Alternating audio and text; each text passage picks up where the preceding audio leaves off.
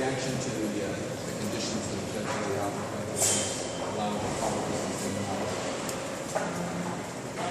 Pleased to report that the college will stay on research and review until this process, and we're delighted. What is the length that you're expecting of this contested administrative law? I'm not sure how long it's going to take. What would the effect be if the college had to come off by the deadline? How would that affect the research? Well, what it will do, or would have done, is interrupt one of the best years we've had to collect data. This is a very unusual year. We have super abundant food, and so we're actually able to collect data that is new for us. So I'm delighted to be able to. Fuckers.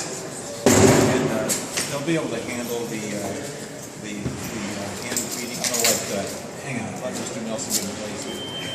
While he's doing that, I was going to just ask you if you understood why DVDs are okay, why webcams aren't. Can you cover that? I don't understand why they insisted on that condition.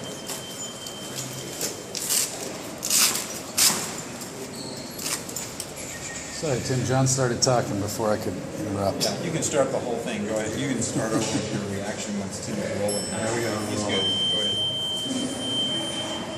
Go ahead. How did you react to the judge's approval? We're delighted to report that the college is going to stay on and research can be going until the end of this process. And how will the conditions the judge laid out affect how things are being done now? Or how? Well, we've got to let them sink in a little bit and see what it can mean. It'll mean some changes, but we'll just adjust and do the best we can with what we've got. So the important thing is that the college are on. The fact that you guys can no longer broadcast live via the internet, how much of a big deal is that? It's going to be a huge deal for the classrooms.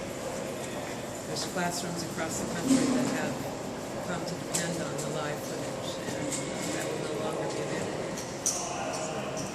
How quickly can you turn around DVDs and get them to classes? I don't know. We'll have to see.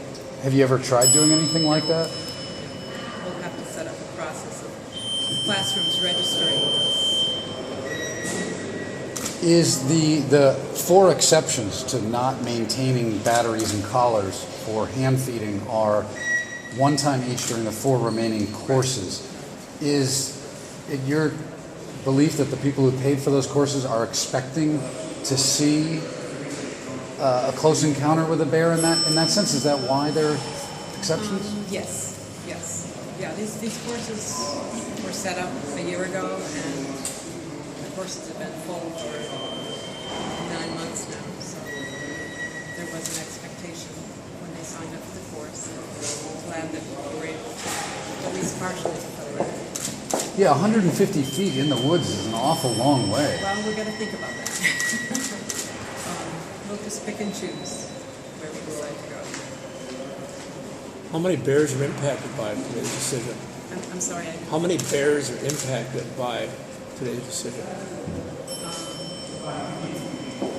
guess I don't quite understand the question. There are 10 bears going to remain. 10 calm. bears. Right. And Bears following. these bears, I mean, how sure are you that this will protect them from being shot by hunters? Well, they're legal like they've always been, and in the past years that the DNR has sent out letters to hunters asking them not to shoot the radio calling bears, we've been pretty successful in protecting those. I'm going to cut it off here. I've got a bear force that's in session up there, and I need to get back to So work. just one last question. This 6 to 9 month process is still going to go forward. So in the end, if this could come out with you guys losing this permit, right? And the stakes are still what they always were. It's just a longer period, correct? And what is your outlook for that? I don't want to go there right now. We're going to take it a day at a time. Let the process move. Thank you. Thank you. Thanks, Sue. Chris?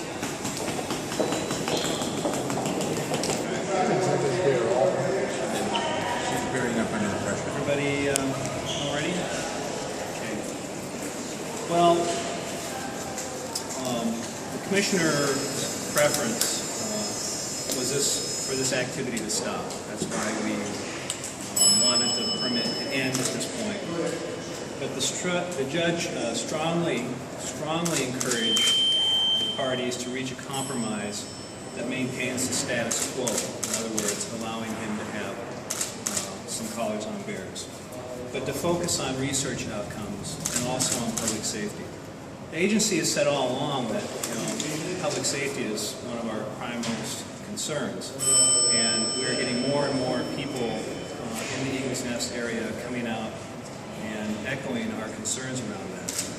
Many of them have been quoted in the press recently, and more and more are coming to us now, hoping for some sort of outcome that gives them some sort of relief. But this outcome, allowing us to go to an impartial administrative law judge, is what we suggested in the first place. This allows for us to make our arguments before an administrative law judge. It'll take about 6 to 9 months. There was a lot of compromise, a lot of negotiation that went on behind the scenes. The commissioner was involved in that. The commissioner really emphasized that his primary concern was for the public safety. The article that the interview he gave to Dennis Anderson indicated that he believed the DNR has some professional jealousy of the research he's doing, and that's why they're trying to stop it. Did the commissioner or the DNR have any response to that? Oh, there's no such thing. It's absurd. How about? He also said in that, Lynn Rogers said, and he also, I believe, said this to me at one point, that at one point the DNR, or maybe Commissioner Landwehr himself, had said if he gets the peer review research done, then the public safety thing is not a concern. Is that true? Did the DNR ever communicate that to Mr. Rogers? I don't recall that. I mean, this is a research permit, and the DNR's primary function is to manage wildlife and to ensure public safety around wildlife, and also to ensure that when we give a research permit, that the permittee is following the gist of the permit. And public safety is one of the things that we hold people accountable for. Hand feeding bears habituates bears to view humans as a source of food, and we just think that that's not tolerable.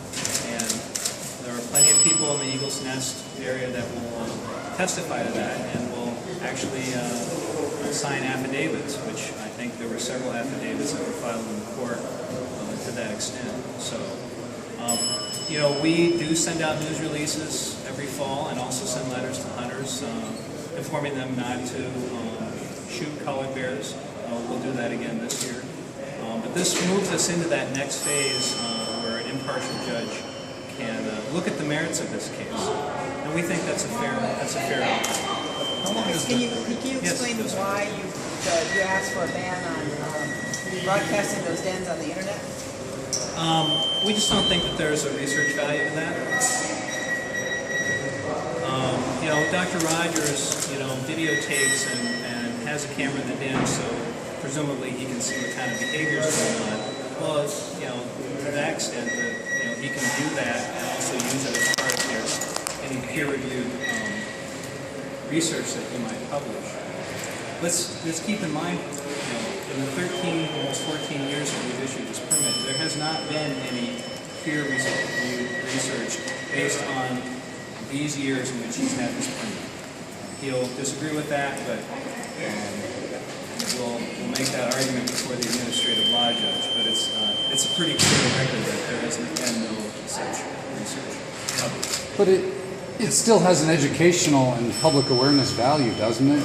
Beaming it live to classrooms and iPhones around there. It may not be research, but doesn't it still have an educational value? We really want this permit to focus on research. I mean, this is an outlier among all of our research permits.